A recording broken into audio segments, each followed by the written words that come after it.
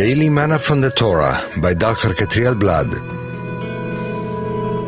Shalom everyone, and welcome to the second Aliyah of Parashat Tavoh, When You Come.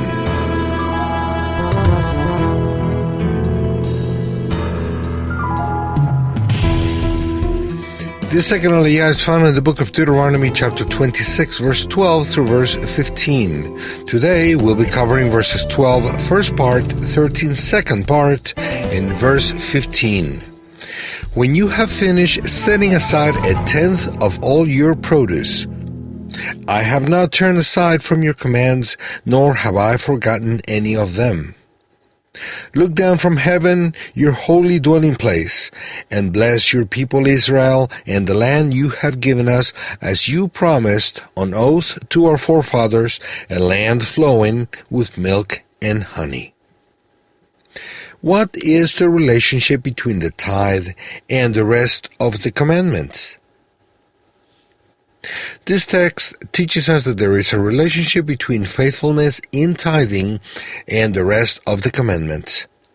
The one who is faithful with the tithe shows that the Eternal is the owner of everything he has. The commandment regarding the tithe is similar to the one for Shabbat. Both commandments exist in order for us to acknowledge the Eternal's sovereignty. The one who tithes acknowledges the eternal sovereignty over matter, and the one who keeps Shabbat acknowledges the eternal sovereignty over time. The one who tithes is showing that Mammon is not his God, and the one who keeps Sabbath is showing that the Eternal is his God. By submitting part of the money and part of the time for the service to the Eternal in a special way, with tithing and Shabbat, we open a door of dominion of the Eternal over the rest of the money and time of the week. In that way, these two commandments are platforms that helps us to be obedient to the Eternal in the rest.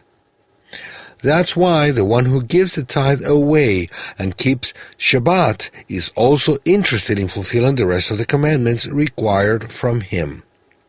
This text teaches us that after having been faithful with the tithe, the blessing over the people and the land can be asked for.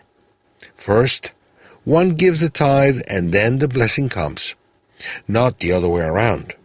It's not that the Eternal blesses you so that you can tithe. The one who thinks so is setting his priorities backwards.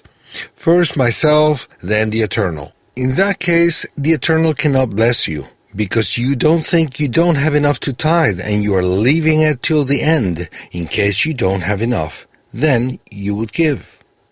It is the other way around.